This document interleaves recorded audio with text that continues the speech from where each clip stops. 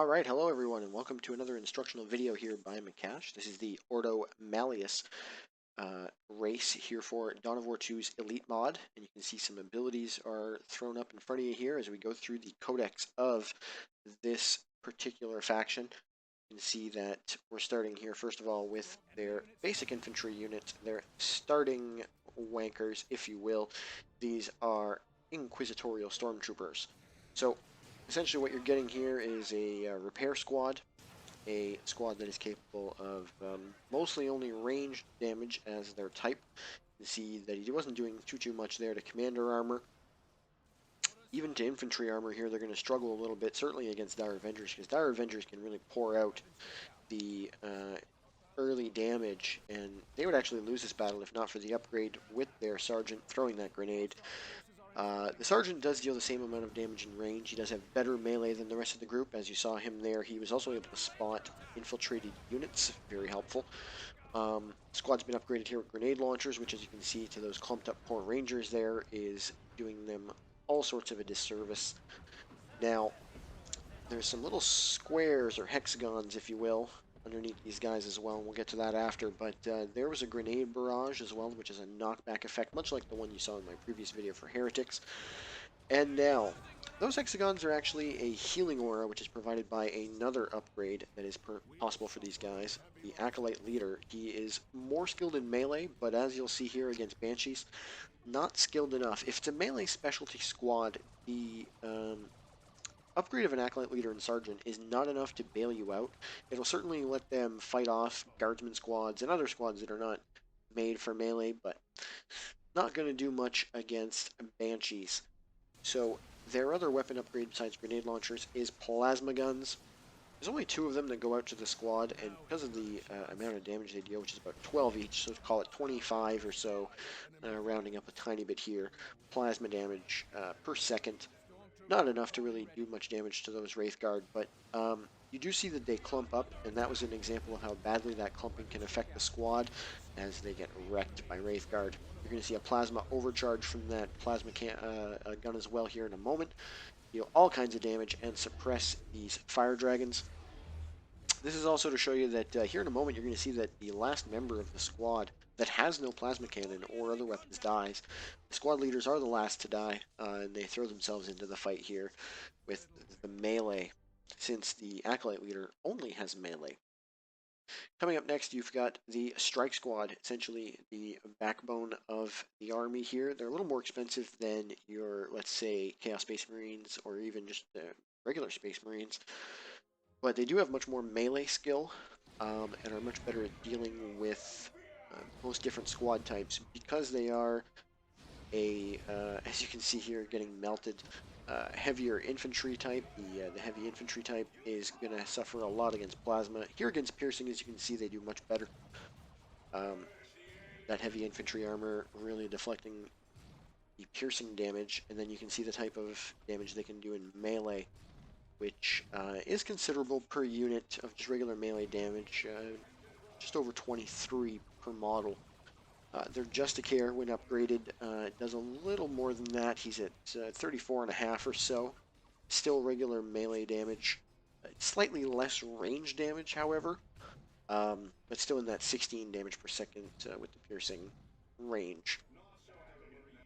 Now this guy is the only way that the squad gets any abilities, but first you're going to see that they are capable of using some weapon upgrades. This is the first, the Incinerator. You can see it power bashing, which it's pretty good at. Distance makes a big difference when using flamer weapons. I'm not sure if I covered that during the Chaos video with Noise Marines, but as you can see, as he gets closer, the damage is dealt much faster to this generator farm. The unit carrying that weapon also has its melee skill and damage reduced, so it does make the squad a little less effective in melee when you give them a special weapon, but this one in particular dealing all kinds of damage to blobs, extra damage behind cover, so because of that, probably worth the upgrade. Here you'll see their other upgrade. These are silencers, so they deal inferno damage. Not going to be a big difference in damage to stuff like these Dire Avengers, but to anything with the heavy infantry type, it will deal additional damage. The main upgrade that the Justicare gives you is Purification, which will restore energy to other squads. Several other squads will have this ability that we'll see throughout here, at least one other. And they also get an energy burst, which will damage the energy pool of the enemy and slow them by a significant amount. It's 80%, yeah, 80%. So that about covers them. Inquisitorial operatives are next. You can see their abilities and stuff here. The infiltrate and stun bomb are the ones they get without upgrades. Ever since they've been in the game and I've been playing it with the Grey Knights involved, this is one of the squads that people moan about the most. You'll see as they retreat here after throwing their stun bomb and getting some shotgun blasts in from infiltration that they have a smoke grenade. Units in that smoke will take reduced damage and suppression damage, and they have also the ability to break cover once they get that upgrade. See, they break out, or sorry, break retreat. So they break out here, they start again, and then retreat again. So that is the fallback plan. Their squad leader will die last. He has a last weapon as opposed to a shotgun. He allows the throwing of that satchel charge. It's a 4-second cooldown. Very tough to aim against active infantry. Maybe better against artillery vehicles or power farms. The last of the Tier 1 group for the Ordo Malleus is Purgation. Purgation are essentially a setup team for the Ordo Malleus here, but as you can see, each member, when they start out, actually armed with one of these flamers. They have an ability to slow infantry that is incoming with it, as you would if you were, let's say, the Plague Champion with the Bile Spewer. Very similar, does deal suppression damage. Can be upgraded, as you can see here, to a proper setup weapon. This is the Psy Cannon. Gives them a clear vision ability, which increases their range. This is basically explosive, sort of explosive damage that will splash onto other units. When you get into Tier 2 now, there is a teleport squad lack, so there's still no ability to jump onto other units. There's no jump units or anything like that, so getting across the battlefield is a little more difficult. Starting with Purifiers here, these are the sort of melee superiority, but as you can see, they get specialed by these Banshees. These guys do have a melee resist, although you didn't really see it show off there because of the heavy infantry type against Banshees. They also have that Purification ability I spoke of with their upgrade. And the Just Garib will also give them an AoE damage ability, which you see going on in the background there. It does have a fair radius, but the damage, as you can see, was not enough to get them out of this fight. So they do actually lose to Banshees. Now there's a single unit commander that actually has Terminator armor in their Tier 2. This is the Terminator Librarian. Technically has commander armor, but he's out there in this crazy get up. You'll see him there. He actually has the ability to stealth after purchasing an upgrade. Any other squad on your roster. You can see these guys here getting in on the sneak. One of the globals is used. This is to basically prevent units in that area from using any abilities for the duration. So their stealth, they're going to take reduced range damage in that state. And here you'll see another one of his abilities. Now, this looks like it would be a range damage reduction. It is not. This is actually a sphere of knockback. So any units that sort of wander into this area, as you'll see these Dire Avengers do, are knocked back. And these are just great for stopping melee charges. You see a Smite go down, which you do not need to purchase as an upgrade. That Sanctuary bubble ability you do not either. Might of Titan is the last, which will give nearby infantry the inspiration buff, increase in melee skill, and decreased received damage.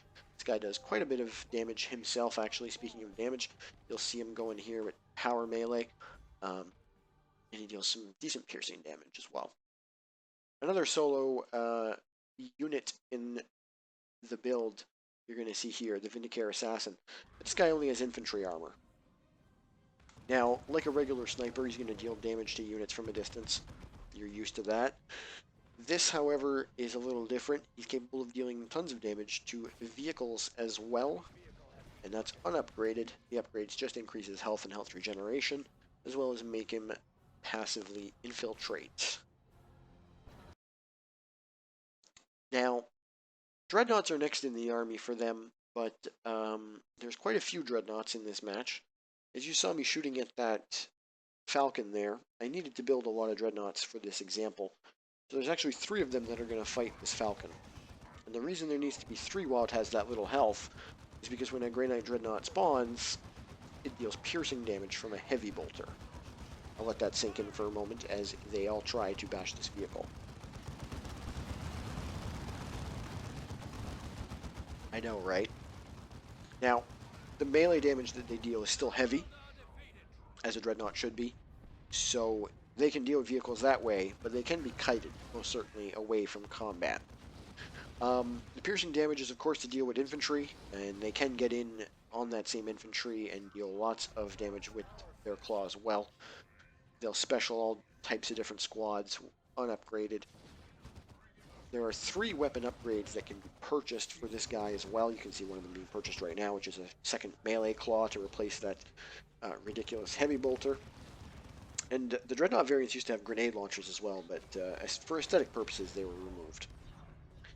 So here he comes with the second fist. This is the only way that Dreadnoughts get abilities for Grey Knights. The first one you saw there was Maelstrom, and the second one you see now is Emperor's Fist. The Emperor's Fist is the knockback and stun, along with damage.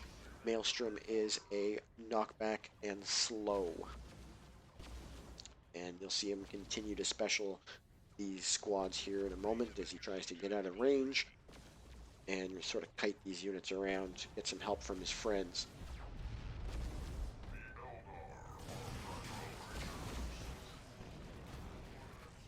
Now here is one good example where 2 of them go down here in that one punch of the splash that a Dreadnought can deal. The other thing that you'll see here in just a moment is how devastating the splash can be against a more sort of like a thicker squad that has more members and is actually engaged in a melee. So here you see a Seer Council with 5 members. A lot of them get knocked back here from the special. You can see their health has really gone down. So he pops 1, then 3. And then the other 1 goes down and leaving only 1. This guy does have the melee resist like most melee Dreadnoughts would. None of the other Dreadnoughts do. These are the other 2 Dreadnoughts I speak of. Ranged AV is kind of hard to come by other than those Psy Cannons we saw and the Vindicare Assassin, so they put a Plasma Cannon portable on one of these Dreadnoughts. Again, it has no abilities, it can still do melee, but it can also gear up and fire bolts of plasma. The other is pathetic against vehicles and much more helpful against infantry, which you'll see here in a moment as it fights Banshees. It is a heavy flamer or incinerator, I believe they're going to call it here. Inferno cannon, actually. So there you have it. You'll see it actually suppresses these units as well as they come under its attack, allowing it to be a little easier for this plasma cannon Dreadnought to fight the Banshees as well. Obviously doing lots of nice knockback to them. And here you can see them purging the alien. So as I said, there's no abilities. That's just a passive suppression. So there's nothing special that has to happen for them to do that. Now, staying on the subject of vehicles, we're going to move to the Rhino, which used to be a tier 1 unit with a vehicle armor upgrade. Now it is just a regular old vehicle. There it is there with its sort of sniper's nest guy on the top. With the extra pathetic starting weapon that it has, you'll see them desperately trying to deal damage to this Warp Spider squad. And as it's upgraded with the heavy bolter, you can see that the damage output is essentially doubled. It used to deal 25 piercing. This one is 55 piercing. Plus that first guy is still firing. They're getting close to 100 piercing damage from this guy now. The vehicle armor, not a whole lot of it, as you can see. So it is a bit fragile. With a smoke grenade, though, it can withstand somewhat of a barrage, as you saw there. The smoke grenade was active, otherwise it would have been dead in a half second instead of 3. And it can also be upgraded with a last cannon, twin-linked, to help take out stuff like light Eldar vehicles such as this guy here. These are 2 pretty fragile units that can deal lots of AV, but only one of them is prepared for the battle. Sorry, Looney. Now that we're in Tier 3, we can actually talk about a squad that's capable of teleporting around, and we're not even into Terminators yet. These are still heavy infantry. These are interceptors. Okay, these particular units have melee resist and a teleport, and you'll see them use some of these abilities here in a moment, but a Justicare is also purchasable, as well as grenades. Now they're going to struggle here. You can see they can take knockback, they take all kinds of damage here, and they teleport away. Now once they're ready, they teleport in. This actually sort of stuns the infantry in place there. It's a little bit longer of a delay, but their movement speed is reduced when the squad teleports onto them. Now, the grenade upgrades you'll see in action here, and as well as dealing damage, it'll also deal damage to enemy energy. Just a moment, you see that being reduced to nothing. The other one deals damage to a vehicle. Now this squad is going to have some trouble with fighting the vehicle. Now, if you remember when we were doing the Chaos video, Chaos Space Marines can switch between weapons when they have Slaughter. So when it's activated, they can switch between melee and ranged. This unit functions the same. They switch between Psy Cannons and having those wrist-mounted sort of Storm Bolters and a melee sword. The Justicar gets Power Melee. Speaking of Power Melee, that's what you're going to need, and that's what you're going to get when you're fighting these. This is Grey Knight Terminators. These guys are the last ones you can purchase from the HQ. Everything else is a call-in from this point, which we'll get to after. So here you're going to see them use their purchasable upgrade ability. It is Holocaust. It will lift up and damage enemies. These guys are capable of lots of melee damage of the power melee type, and a good amount of piercing damage per unit, nearly 30 damage per member of the squad. So these guys are super heavy infantry. They have some weapon upgrades. The first one is a Flamer, which you'll see in action here, which takes very little time to destroy those already damaged generators from when we were playing with operatives earlier. And against something fully armored, well, you be the judge. Short work indeed. So the other one that they can purchase is a Psy Cannon. You'll see that in action in here in a moment or two as well. During this engagement as well, you're going to see as they're fighting with the Flamers, I do throw on Mind Blades, I believe. If it's not this one, it's going to be the next one here.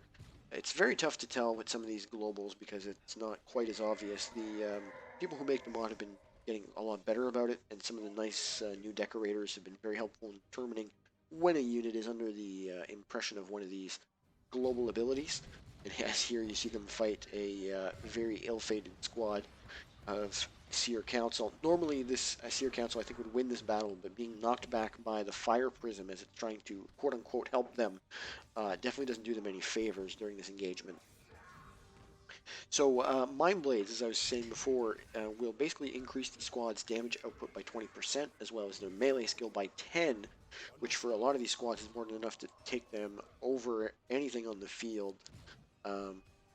These guys in particular here, as you see them fighting, are on melee skill 70 by default.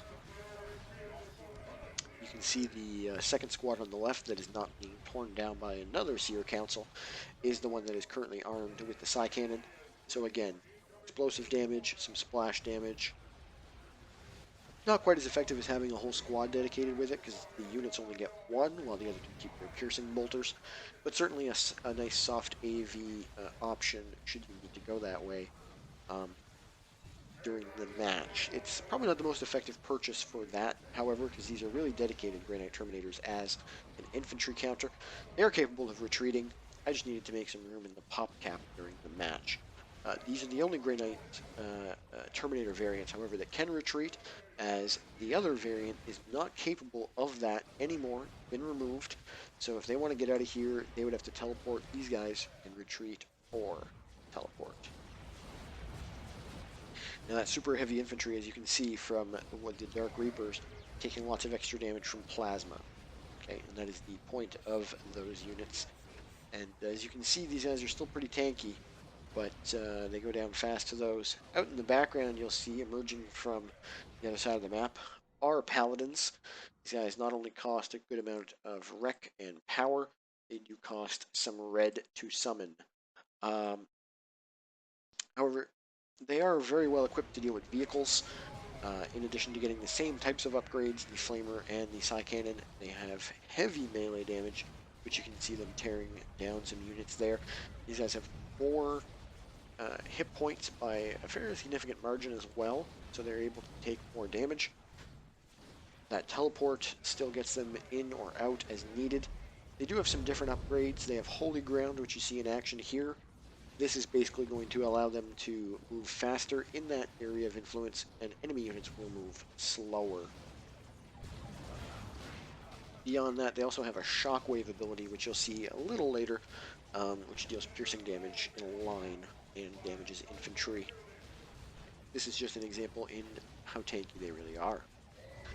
So, next we're going to be talking about the other call-in. It's the longest call-in in the entire game, I believe. It takes quite a bit of time, which you'll see here. If you have tea boiling, you may have time.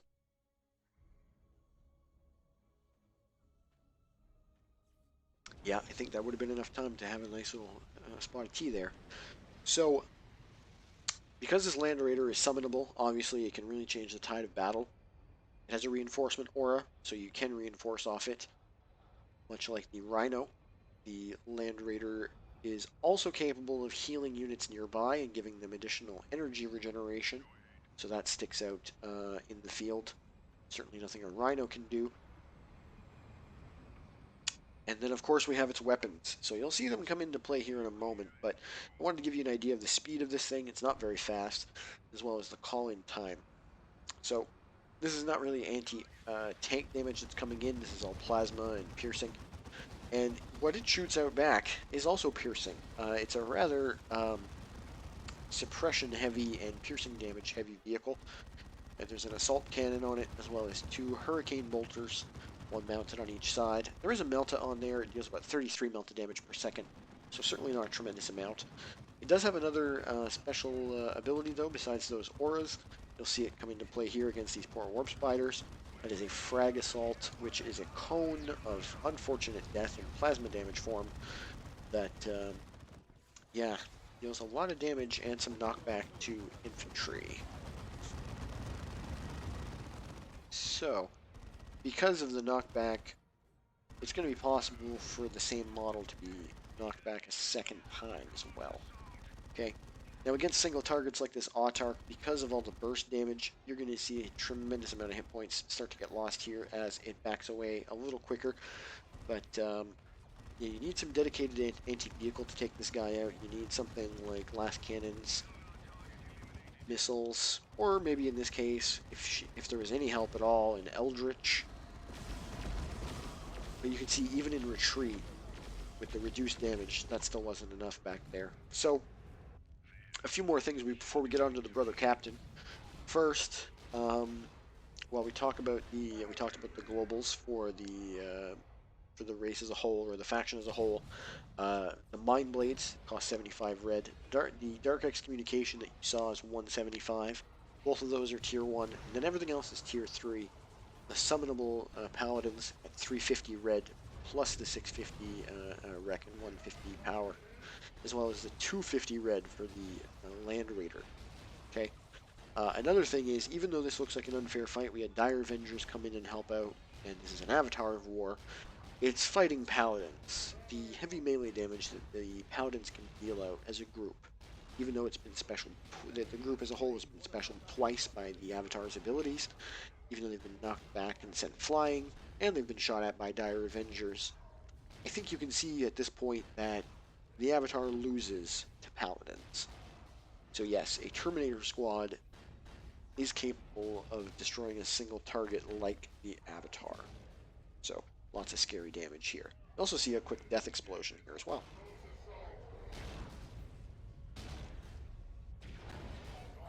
And not surprisingly, the Brother Captain leveled up. So there's your knockback. Sort of fades into nothingness here.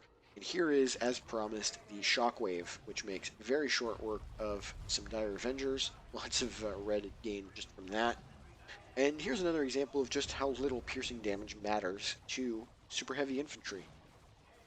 If all 3 models were here, these paladins could probably kill every Dire Avenger here, even if they were at half health. There's a very good chance of that happening, especially without grenades.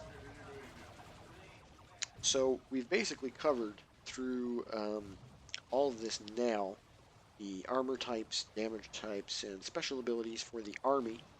At this point in the Chaos video, we went and split up between the three heroes. There is only one hero on the side here of the Ordo Malleus, and that is the Brother Captain. Now, he is only one of two heroes to start with power melee damage. So, out of the gate, he's very effective against Space Marine, Chaos Space Marine. He has a large number of abilities. The army as a whole really is focused on spellcasting, which is why there's multiple units that can give you back energy. So here he is in his default form. He also has the piercing damage sidearm. Every weapon purchase except for the Nemesis Force Sword that you buy removes that sidearm. So it becomes a two-handed weapon. He's no longer dealing any range damage. And, I mean, at the start, it's about 16 piercing. So good for helping you take out models, but certainly not extravagant. And that doesn't go up from the Nemesis Force Sword purchase. Okay. He does have several of his war gears that require higher tiers, of course. One in tier 3, the Holy Armor of Titan, and the rest in tier 2 or 1. Here you can see under the weight of fire of all these other units, he's got a hard time sticking around.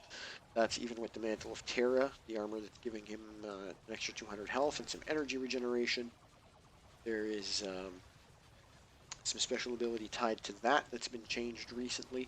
So basically what the ability is called and does now is the Canticle of Absolution, and the nearby friendly units are provided a energy regeneration during that time, and their abilities cool down more quickly.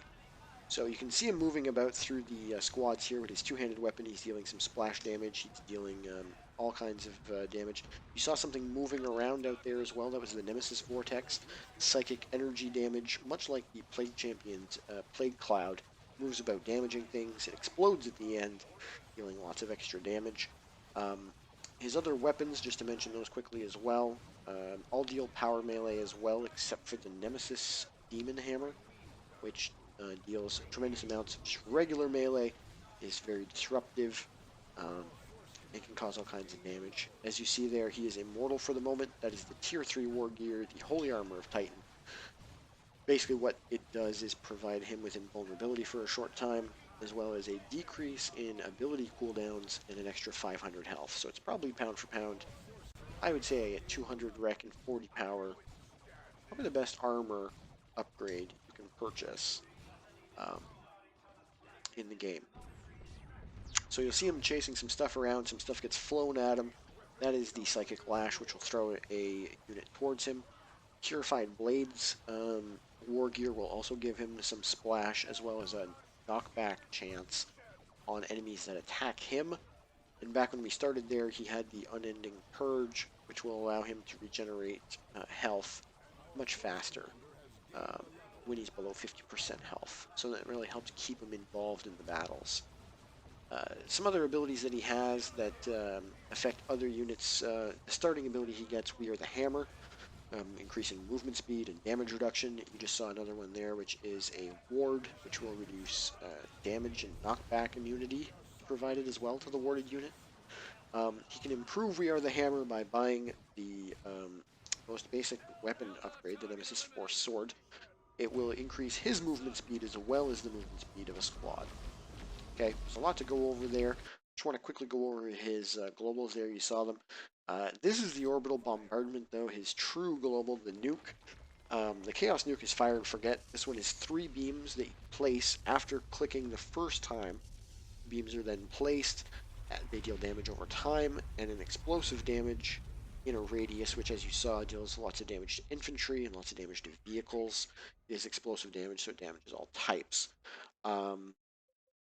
So that's about it. I mean, you know, we've come to this video now knowing a little bit more about the game, certainly a little bit more about this race. Certainly add any additional questions or concerns in the comments. You can check me out on these places. And hopefully we'll see you here next time. You can go ahead and vote on who you'd like to see next. Thanks, and have a good one.